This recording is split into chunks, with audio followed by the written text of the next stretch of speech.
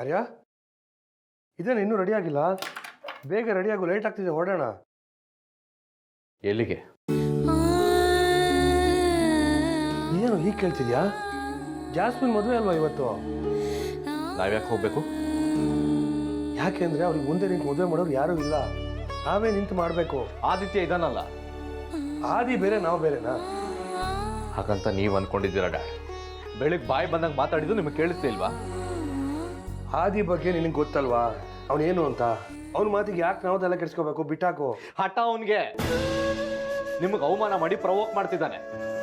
ನೀವು ತಾಳ್ಮೆ ಕಳ್ಕೊಂಡು ರೇಗಾಡಿದ್ರೆ ದೊಡ್ಡ ರಂಪ ಮಾಡಿ ಅಮ್ಮನ ಕರ್ಕೊಂಡು ಹೋಗ್ಬೋದು ಅಂತ ಹೀಗೆಲ್ಲ ಮಾಡ್ತಿದ್ದಾನೆ. ಆದಿತ್ಯನ ವಿಷಯದಲ್ಲಿ ನನ್ನ ಅಂದಾಜು ಯಾವತ್ತಾದ್ರೂ ಸುಳ್ಳಾಗಿದ್ಯಾ? ನೋಡು, ಈ ವಿಷಯನ ಇನ್ನೊಂದು ದಿವಸ ಚರ್ಚೆ ಮಾಡೋಣ. ಈಗ ನೀನು ರೆಡಿ ಆಗು.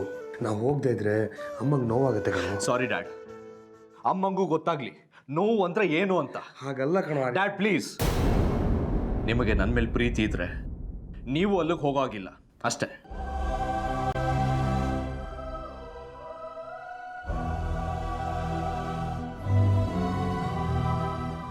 ಆರ್ಯ ಏನೋ ಇದು? ಹೌದು ಡ್ಯಾಡ್,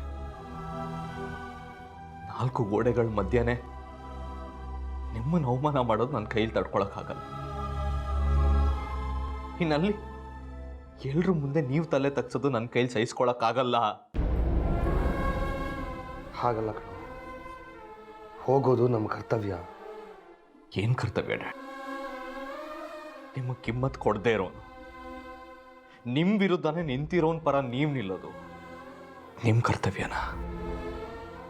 ನಿಮ್ಮ ಬಗ್ಗೆ ಮರ್ಯಾದೆ ಇಲ್ಲದೆ ಮಾತಾಡೋನ್ ಮಾತನ್ನ ನೀವು ನಡ್ಸ್ಕೊಡೋದು ನಿಮ್ಮ ಕರ್ತವ್ಯನ? ನೋಡಾಡ, ನೀವು ನನ್ನ ತಂದೆ.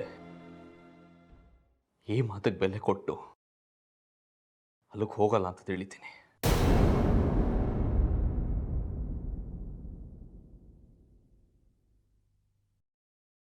ನೀವು ಹೋಗಲ್ಲ ತಾನೆ?